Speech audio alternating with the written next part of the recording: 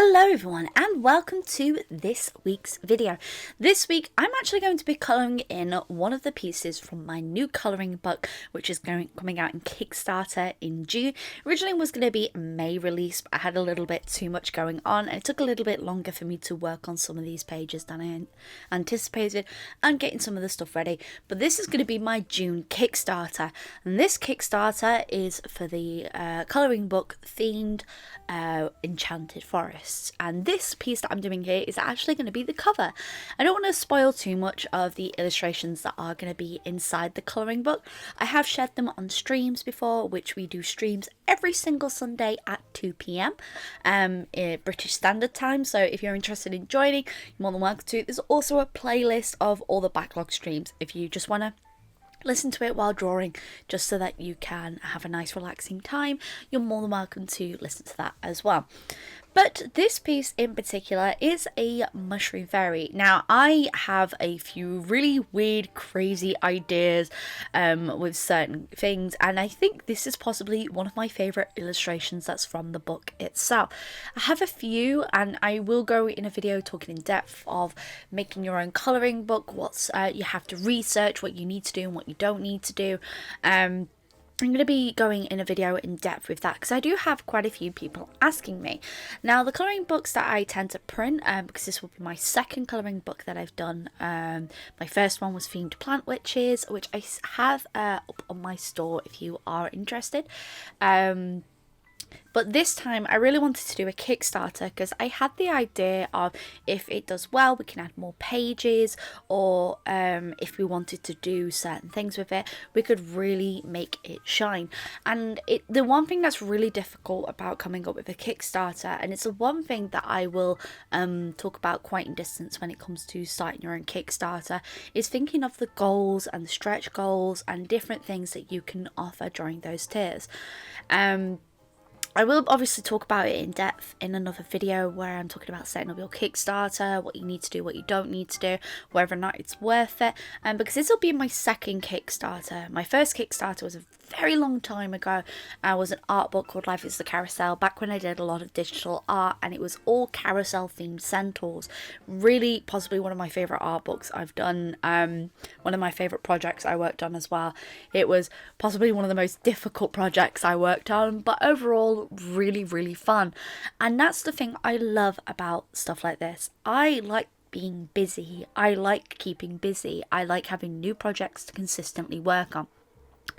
And while Plant Witch took a little bit of a back burner while I was working things out, and now I'm actually solidly working on it, I needed projects to keep me busy. And last year doing a colouring book was definitely one that had been heavily requested by me. I get a lot of people asking, hey, are your lines available for colouring pages? And some are available, but not all. I tend to give colouring pages away with my Patreon. So each month Patreons get an exclusive colouring page to colour in, and over the last few months have been giving out colouring pages for people to try out. But colouring is a very relaxing thing. Now, I personally really enjoy doing line art. Line art is one of my all-time favourite things to do. I find line art very relaxing, but other people may not find it as relaxing as I do, but the act of colouring is very meditative in a way. I always think the first thing you always need to think about when colouring is your colour scheme and working out what will work and what won't work. Ideally, you want to be able to have that piece in grayscale, and when you turn it down grey, not have too many tonal ranges. But then you can have a lot of really close tonal ranges and the piece look absolutely beautiful. And it's the same with a lot of different things. There's a lot of different factors that come into colouring, but a lot of people use it as a way to relax. And it's almost like, say I've had a very, very stressful day, sometimes colouring is just perfect. I think I've been on a colouring spree lately because I have to colour a few of these to make them available up as prints, and plus the originals are going to be available up on the Kickstarter as well. So I wanted to colour at least 5 of these so that I could have them available as rewards. And since it's kind of taken up a lot of my time at the moment, it's just something that I really enjoy doing. I've talked about it a lot within the Discord, and we've talked about a lot of different things. And overall, we just have a great time helping each other with our projects and helping keep each other on track. And I think that's one of the most difficult things about working on projects, is to not feel the burnout towards the end of it. I've been working on Mermaid at the moment, and every single year I release a Mermaid zine. For the last 5 years I've done that, and the one thing that you'll learn when working with these projects is learning what you can cope with and can't cope with every single day. I learned very, very quickly that I have an over tendency to overburden myself with everything, and the best way for me to combat that is to make lists of what needs doing each week and take it step by step. Especially with my health being sometimes a little woozy some days, I have to make sure that when I'm doing a project that I have targets that I can feasibly do. And if I'm able to beat those targets each week, it means that I've done more for the project, and it doesn't have to be done next week, but more can be added to next week's roster, and vice versa, stuff get moved around. Now, I've been really wanting to get back into doing Sketchbook Sundays again, and some of you eagle-eyed people may have noticed that there was a Sketchbook Sunday video posted on Sunday. Now, these aren't going to happen every single week. I'm going to rotate them every 2 weeks until I get back into a big enough routine so I feel comfortable in able to do 2 videos a week up on the channel. I think, as well as the streams, I don't want to overburden a lot of people on here and oversaturate a lot of media. And unfortunately, social media, which is a whole other ball topic, which is, I know, a video that quite a few people have asked about.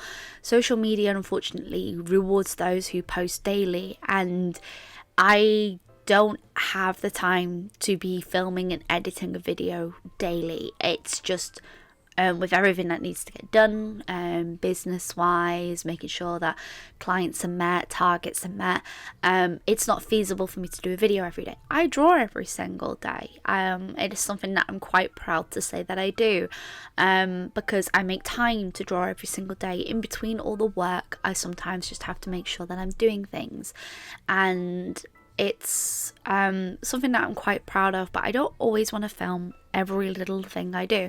I think after a bit it gets boring, and I really want to start doing more topic videos up on this channel. I really want to do a D&D group video. I want to start doing a series of videos talking about my Dungeons and Dragons games, as well as doing a video talking about the characters in the games and the NPCs, mainly because I really want to do a campaign art book for both sets of players, for my D&D groups, and I think it'd be really good to talk about my experiences while working as a DM, as a dungeon master. I think they're really fun. I enjoy watching those videos. I also really want to do some help videos, talking about getting your portfolio ready for if you're going to college or for you working that portfolio towards a job. And I really think these colouring videos where I'm colouring a piece in would be really good for those sorts of topics. If you let me know in the comments section down below whether or not this is something you're interested in, please let me know down below. It makes it a little bit easier to film and to organise if it's something that I've already filmed and I'm just talking over the top of it. If not, you wish me to go a little bit more in depth, sometimes those videos may take a little bit longer to come out, but I will always work on them no matter what. So I definitely want to do a video talking on social media, about how to cater your work to social media, and this is across multiple platforms. Bear in mind, I've now been trying to get my stuff out here for many, many years now, and there's a lot that I've learned through social media and how you can get social media burnout and how to combat that. And I think it's really important, not only as businesses, as artists, that we understand where our audience lies and how to cater to that audience, and I think that's super important as well. as well as if it's a hobby, like what you can do as a hobby to, because it sounds really weird, but sometimes social media is kind of like the luck of the dice. Sometimes it's really good and sometimes it's not really good, and we just have to combat that and keep trying and keep drawing. It's taken me many years to get to the point where I am now, and I am very, very grateful for all the love and support, and I just would love to pass on what I've learned over the years. Now, it's the same when it comes to tutorial videos. Tutorial videos, I can show you the way that I draw things, but it doesn't necessarily mean it's the right way to draw things. It's the same with a lot of things that I can talk about, I can discuss, I can show, I can help, as much as I physically can, because that's what I want to do. I love drawing and I want to encourage other people to draw. I've really enjoyed working on this colouring book. When the theme Enchanted Forests was chosen, I knew that I'd end up having to do a lot more backgrounds, and it forced me to work really out of my comfort zone. And some of the pieces that I've done in here, the line work, is possibly the proudest I've been of any illustration work that I've done. So here's a few final looks at the Mushroom Fairy. Now, she will be on the front cover of the new colouring book, as well as a print available up on the Kickstarter. I'm going to do a small video when the Kickstarter comes out to let you all know when the Kickstarter is available, in case you are interested in supporting the book. Even if you don't want the book and you just want a few prints, it'll make it easier. Here is a few of your beautiful pieces of work. I absolutely love seeing what you do, even during the streams, and love seeing being tagged in them and seeing your creativity shine. I am really, really grateful for everyone that shares their work, and I am very grateful that you want to share it with me too. Thank you all so much for watching. I hope you have a wonderful day, and as always folks, stay creative.